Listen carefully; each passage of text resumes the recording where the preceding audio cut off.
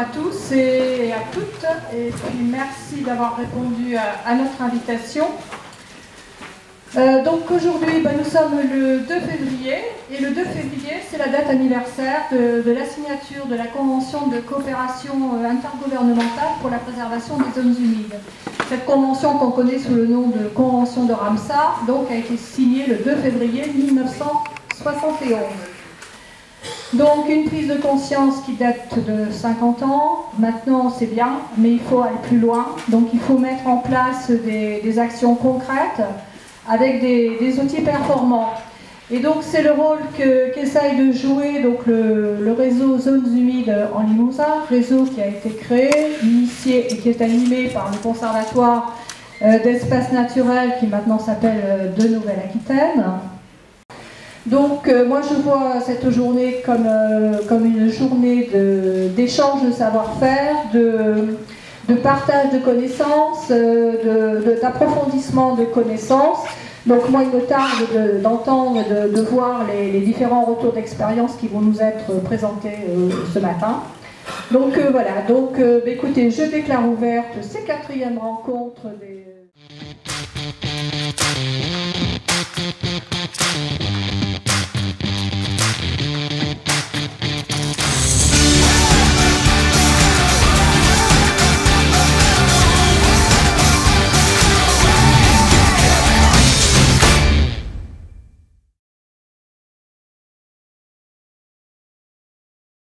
Donc moi je vais vous parler de climat, et le climat c'est important, relation entre le climat en fait et les zones humides et notamment les tourbières. Alors ce qui se passe actuellement, c'est, je pense que vous le savez tous, mais on le voit tous les jours de plus en plus, c'est qu'on a effectivement un climat qui a un impact actuellement de plus en plus important sur les zones humides, et notamment les tourbières, et par 2 facteurs. Le premier facteur c'est la température. On a une hausse de la température constatée aujourd'hui de 1,5 degré, voire 2 degrés.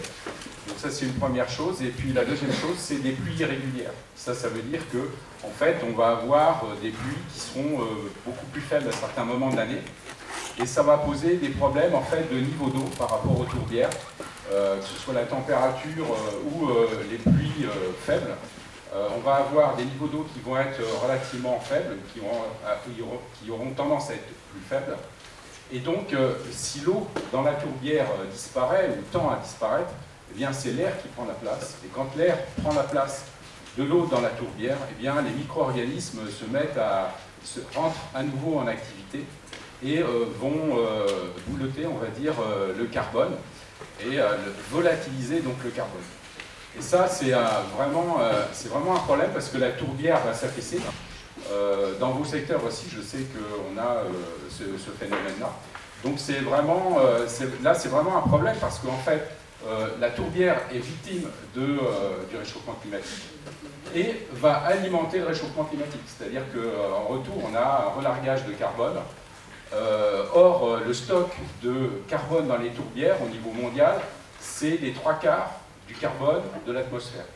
Donc on a là vraiment un levier climatique extraordinaire, d'où la nécessité de protéger les tourbières. Aujourd'hui, la protection des tourbières, c'est vraiment quelque chose d'essentiel.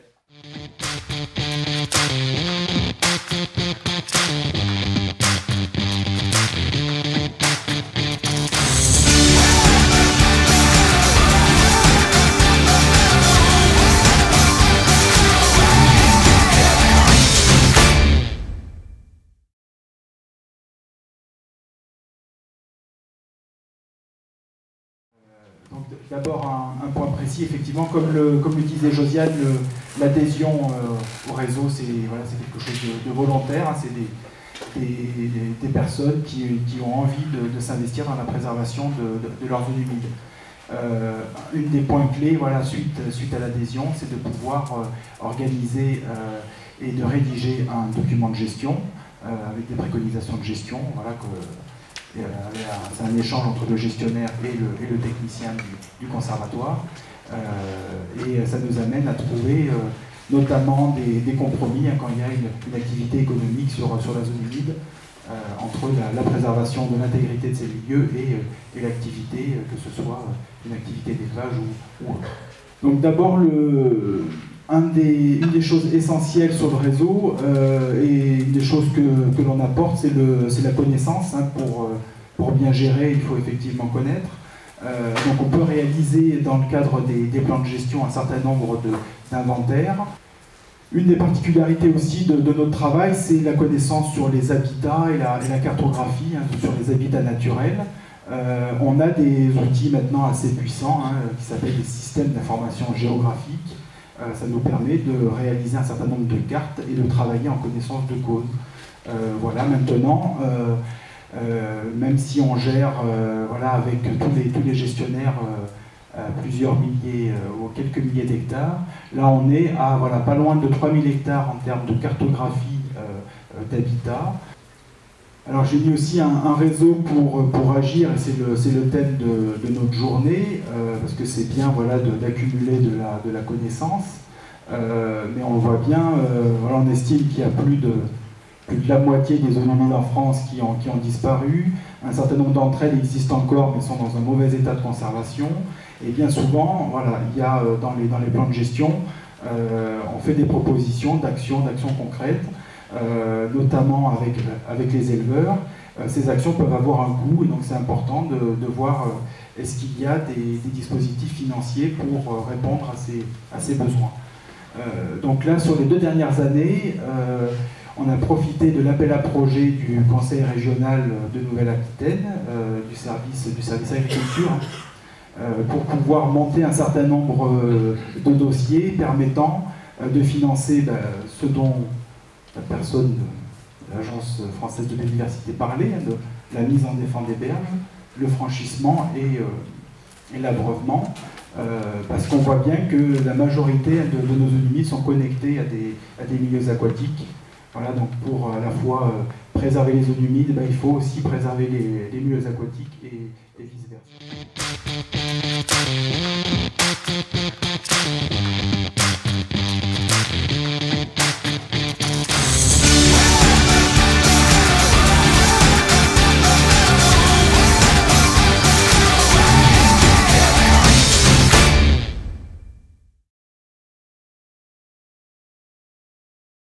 Alors moi je vais vous présenter donc un type de franchissement de cours d'eau, donc l'arche PEHD, polyéthylène haute densité. On aura l'occasion du coup de voir une petite vidéo, donc comme disait Erwan, qui a été réalisée par Télémille Vache, et qui a pour but de présenter les différentes étapes de conception de ce mode de franchissement, et puis de détailler également le matériel. Alors il va y avoir plusieurs clips, il y aura 5 clips au total qui vont être réalisés et montés par Télémille Vache, dans le but en fait voilà, de vulgariser les différents aménagements qui peuvent être mis en place, et puis donc voilà, donner envie à ceux qui le souhaitent de pouvoir réaliser ces aménagements. Alors il existe différents types de franchissement. Aujourd'hui on s'intéresse plus particulièrement à l'arche PEHD. Alors on peut les classer en 2 grandes catégories. Les franchissements qui vont avoir un contact direct avec le cours d'eau, donc essentiellement tout ce qui concerne les passages à gué dont vous parlera Olivier tout à l'heure. Et puis l'autre catégorie, c'est les franchissements qui n'ont pas de contact direct avec le cours d'eau. Alors comment on détermine le choix de tel ou tel type d'aménagement?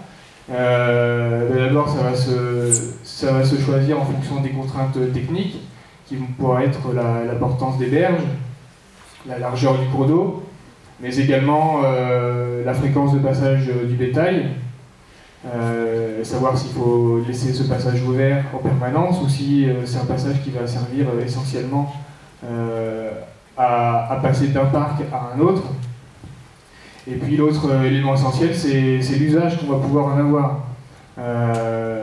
Si c'est un franchissement qui est simplement fait pour le bétail, eh bien on va pouvoir partir sur une passerelle simplement adaptée au bétail, ou alors sur une arche en fonction d'autres conditions, hein, comme je disais la largeur du cours d'eau. Une arche, on va être guidé dans la détermination de la largeur, enfin, du diamètre de l'arche en fonction du gabarit du cours d'eau, donc ça va plutôt s'adapter sur des petits cours d'eau. Et puis, si on se trouve en présence d'un passage où il va y avoir ponctuellement des engins qui vont passer, par exemple pour aller faucher ponctuellement une zone pour maintenir la qualité fourragère, et bien là on va avoir une passerelle qu'il va falloir adapter, qui soit plus portante pour ce type d'usage, ou alors on va pouvoir se retrouver à proximité d'une exploitation ou un franchissement chez un particulier, où on va avoir des passages répétés de véhicules, et alors là on va plutôt s'orienter vers un pont cadre par exemple qui a une portance beaucoup plus élevée, d'où la plus-value qu'on peut apporter en tant qu'animateur du réseau, de pouvoir conseiller un adhérent sur le type d'aménagement qui va pouvoir être mis en place. Et c'est sur quoi je voulais répondre tout à l'heure en parlant des impacts, qui est du coup le thème central cette année pour les Journées mondiales de zones humides, c'est le changement climatique. Et dans ce contexte-là, tous les impacts qu'on a pu lister ils vont être d'autant plus accrus, qu'on va avoir probablement des événements hydrologiques qui vont être plus intenses, donc je parle notamment des étiages, d'où l'intérêt de prendre en compte ce type de milieu.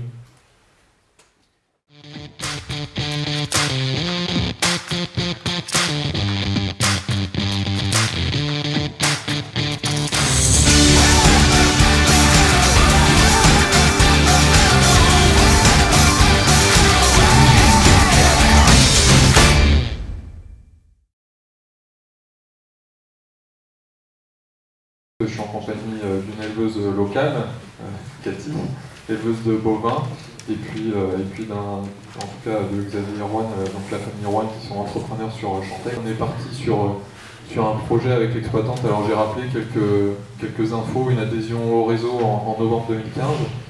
On s'est plutôt concentré sur les aménagements. Et donc sur ce secteur-là, voilà, on a réalisé un passage à gué avec possibilité d'abreuvement, donc des descentes aménagées, et une descente aménagée solitaire, un petit peu plus à l'amont. Et donc ce qu'on voit aussi, forcément pour ces aménagements-là, on associe toujours les aménagements à de la mise en place de clôture, de mise en défense. J'ai essayé de mettre quelques photos d'avant travaux, pendant travaux et après travaux, voilà, pour montrer un petit peu l'état avant travaux, alors les questions d'érosion, d'élargissement. La deuxième photo qu'on voit en haut à droite, c'est pour montrer un petit peu à quoi ressemble le ruisseau normalement, et donc on voit bien l'élargissement à gauche.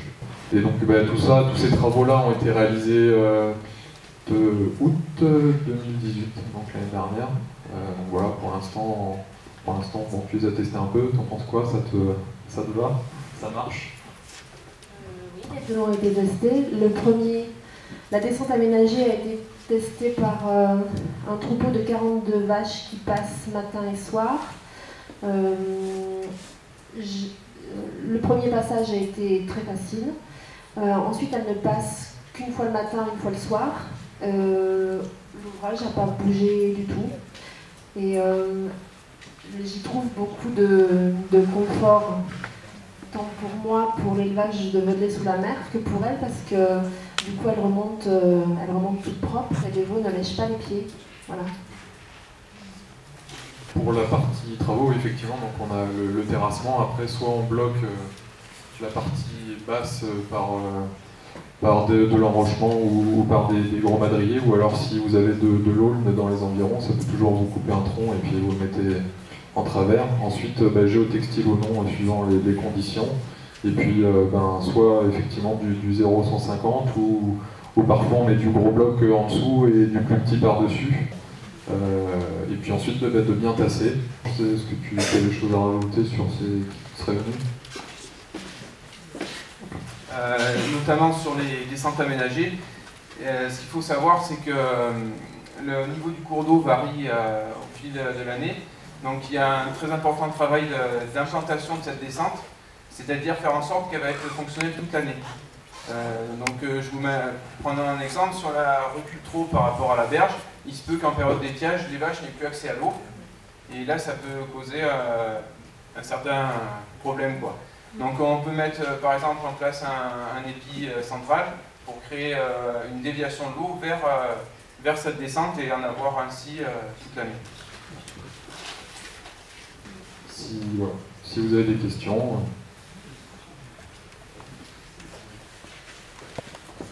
Est-ce qu'il y a une réglementation pour la culture auprès des ruisseaux pour laisser l'accès aux pêcheurs? Ah, réglementation pour l'accès aux pêcheurs. Réglementation, non, enfin, de toute façon pour le côté clôture, il n'y a pas de réglementation à proprement parler.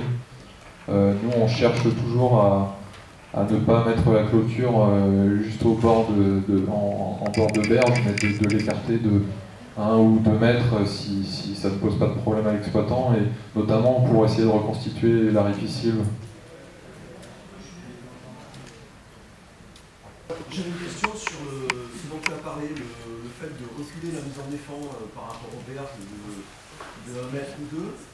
Je voulais savoir si pour l'agriculteur, ça avait une influence sur les subventions par rapport à la surface agricole utile. Le fait de retirer une bande tout le long du cours d'eau, est-ce que ça a une influence ou pas? Sur la déclaration PAC, on ne détourne pas forcément les ruisseaux. Ça dépend de la largeur du ruisseau. Alors si on retire une bande de 2 mètres, on la détourne. Elle ne fait plus partie de la surface agricole utile. Mais suivant la largeur du ruisseau, on ne détourne pas forcément. Ça rentre toujours dans le cadre de la surface agricole utile. Oui, en fait, dans le système actuel, on dessine, s'il y a une ripiscille, s'il y a une haie, quoi, on dessine sur la haie, et la déduction, elle est faite, comme elle expliquait, n'est pas enlevée de la SAU, elle est faite par l'administration, c'est pas nous qui... Mais en gros, souvent, c'est juste l'épaisseur du trait, c'est pas très... Ça ne retire pas grand-chose. C'est pas un problème.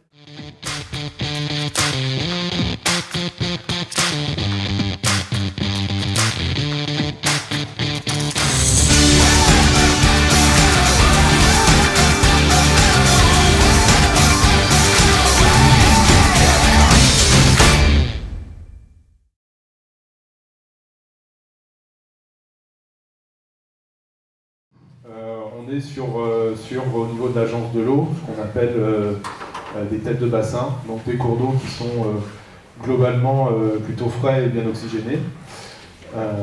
Et à côté, on a effectivement constaté que ces milieux sont plutôt relativement dégradés. En revanche, on est sur ces zones humides avec des zones humides qui ont un enjeu écologique intéressant, enfin important, pour la biodiversité, pour effectivement la régularisation du débit, pour le stockage du carbone, mais qui sont aussi impactés. Et au sein de ces zones humides, on a en fait de nombreux points d'eau, de nombreux étangs qui ont un intérêt écologique. On a commencé à poser des questions, s'enseigner un peu à droite à gauche. Finalement, il n'y avait pas de méthode prédéfinie en fait pour, on va dire, serrer des étangs avec des impacts et des eaux stagnantes qui ont un intérêt écologique. Ce qu'on voit, c'est qu'on a effectivement très majoritairement ce qu'on appelle des mares de prairie, des mares prairiales.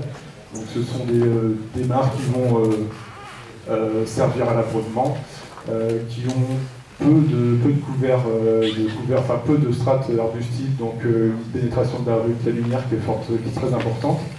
Et du coup, en général, une végétation aquatique assez importante.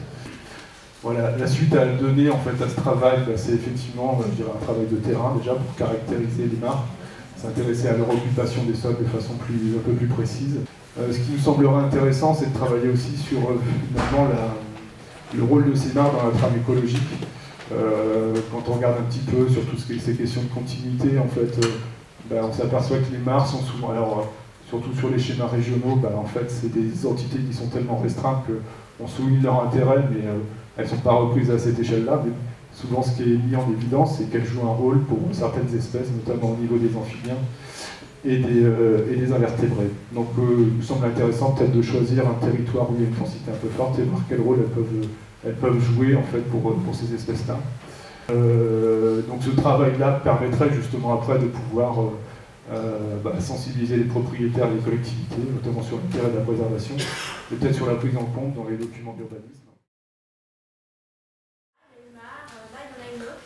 Est-ce qu'il existe en ligne quelqu'un où on pourrait envoyer des bases de données avec des réseaux de marques connus? Pour répondre à ta question, question de Véronique. Non, pour l'instant, l'outil est vraiment participatif, ouvert à tous pour vraiment la localisation des mares. Ça existe dans certaines régions. Où il y a un programme d'action régional sur les mares. Il y a une très très bonne interface qui fonctionne très bien en Normandie par exemple. J'espère que c'est un peu aussi pourquoi j'ai souhaité parler de ces milieux aujourd'hui, pour peut-être à terme pouvoir constituer un programme d'action qui nous permettrait d'avoir ce type d'outil. Par contre, voilà, il faut avoir en tête que par contre, les données naturalistes, elles peuvent être, voilà, la faune peut être rentrée dans la base de données Faune Limousin, la flore peut être donnée, peut être envoyée sur un site voilà, de l'Observatoire de la flore végétale, OBV, voilà, pour que les données naturalistes soient bien utilisées. Mais, voilà, mais pour l'instant, l'outil cartographique utilisable par tous n'existe pas. Pour continuer sur les mares, pour présenter un peu plus les aspects de biodiversité au travers d'un exemple de restauration d'une mare sur notre ferme. Donc, bon, là c'est juste quelques généralités, plus pour axer sur la biodiversité. Olivier a déjà beaucoup parlé de l'intérêt des mares. Mais c'est vrai que ce qui en fait le grand intérêt par rapport à des plans d'eau de plus grande taille, c'est la forte interface entre les milieux terrestres et aquatiques qui entraîne une diversité importante sur des toutes petites surfaces. Et c'est vrai qu'on parle souvent des hotspots, des points chauds de biodiversité dans les zones de forêt tropicale, mais à notre échelle, les mares peuvent aussi être considérées comme des hotspots de biodiversité, puisque sur des toutes petites surfaces, on retrouve des diversités faunistiques et floristiques qui sont très importantes. Donc là, à travers l'exemple du sonara entre jaune, qui est une espèce dont on parle pas mal quand on s'intéresse aux mares, puisqu'elle est vraiment liée à la présence de petites surfaces en eau, qui se réchauffent assez vite, de faible profondeur, souvent des zones assez temporaires. C'est une espèce pionnière qui va coloniser des petits points d'eau et qui est capable de bouger d'un point d'eau à l'autre assez rapidement au cours de l'année, donc qui est très lié aux activités d'élevage chez nous, puisque ces petits points d'eau, comme vous en avez une illustration ici, sont souvent entretenus par le pâturage. Vous avez une carte de la répartition du sonneur en France qui montre que le Limousin a quand même une responsabilité très importante dans la conservation de cette espèce, qui est une espèce qui est en déclin dans beaucoup de régions. Et on voit que sur toute la frange ouest du plateau de Millevaches, c'est une espèce qui ne monte pas trop en altitude, mais en dessous de 500 mètres d'altitude, il est vraiment encore bien présent en Limousin. Donc c'est une espèce à enjeu important. Et donc il est très important d'avoir un réseau de mares qui sont interconnectés les unes aux autres par des réseaux de haies, de boisements qui vont jouer un rôle tout au long du cycle de développement de ces espèces.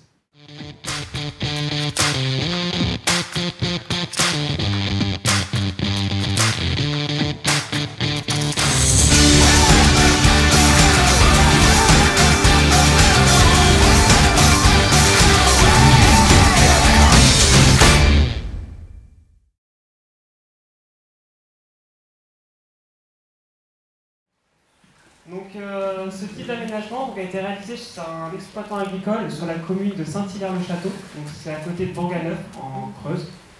Donc M. Laurent Géry, qui est éleveur bovin. Voilà, donc cet agriculteur a adhéré au réseau en 2016. Donc à partir de là, donc, il y a eu pas mal de rencontres afin de concevoir le projet. Et en 2017, début des travaux. Donc les travaux, donc deux sites.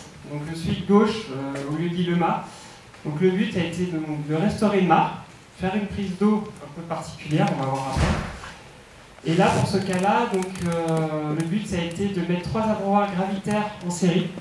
Donc le terrain nous permettait, on a une très grosse pente, et ça a permis aussi à l'agriculteur de complètement réorganiser son parc de pâturage. Et l'autre site, donc Pradé, la petite parcelle, où là on avait une mare. Et là, on a relié juste un abreuvoir gravitaire. Donc le schéma de la prise d'eau, donc un petit schéma très simple. En fait, le but, c'est de faire une prise d'eau de fond, donc protégée dans une buse en PEHD, elle-même entourée de pierres et de jeux textiles pour filtrer. Cette prise d'eau de fond est relié à un système de régulation. Donc ici, pour ce cas, ça va être une vanne. qui sera réglé suivant les besoins de l'agriculteur.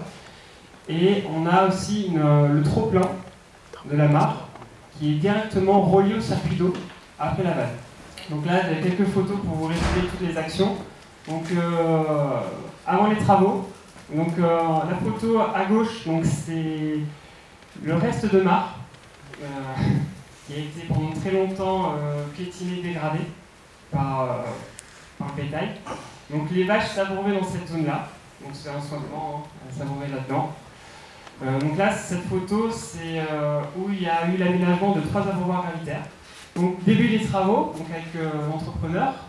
Donc déjà, je vais commencer par celle du haut. Donc il a creusé donc à l'aide d'une mini-pelle une mare qui fait environ 18 mètres carrés, donc assez grande. Donc voilà quelques photos de grands travaux. Donc les travaux ont commencé début octobre et mi-octobre c'était fini. Et un an après, donc au mois d'août 2018, où l'agriculteur a posé une clôture donc pour protéger le milieu et la prise d'eau. Et on observe bien que la végétation est repartie, que ce soit sur les berges et même sur la mare. Voilà. Bon, pour terminer, une petite diapo éléments financiers.